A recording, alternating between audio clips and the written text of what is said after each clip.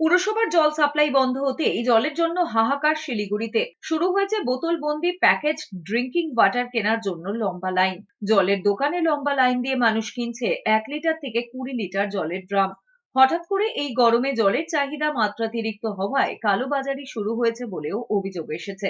এর মধ্যে শিলিগুড়ির মেয়র গৌতম দেব জানিয়েছেন, বিভিন্ন হাসপাতাল, হাউজিং কমপ্লেক্স, অফিস চত্বর, পাড়ার বড় অফিস এবং বস্তি এলাকাগুলোয় দফায় দফায় দিনভর পুরসভার জলের ট্যাঙ্কে করে পানীয় জল সরবরাহ করা হচ্ছে।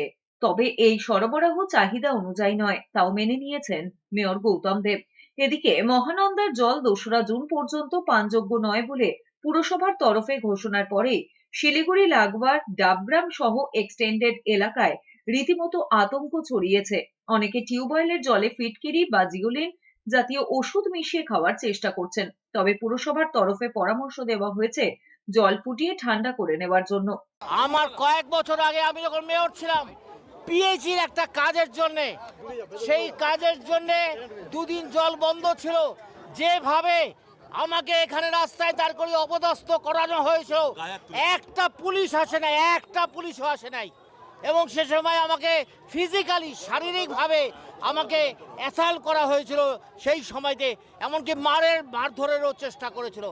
এবং আজকে সঙ্গত কারণে শিলিগুড়িবাসী তারা জল চাইতে এখানে এসছে, কোনো রাজনীতি করতে আসেনি। এরই মধ্যে বিরোধী বিজেপির তরফে অভিযোগ করা হয়েছে, পুরসভার গাফিলতির কারণে প্রচন্ড গরমের মধ্যে অস্বস্তিতে পড়তে হচ্ছে শিলিগুড়ির কয়েক লাখ বাসিন্দাকে। মেয়র সাহেব হয় অদক্ষ, নয় মেয়র সাহেবের মেয়র পরিষদ এবং যারা আধিকারিকরা আছেন মেয়র সাহেবকে এই গদির থেকে সরানোর জন্য উঠে পড়ে লেগেছেন।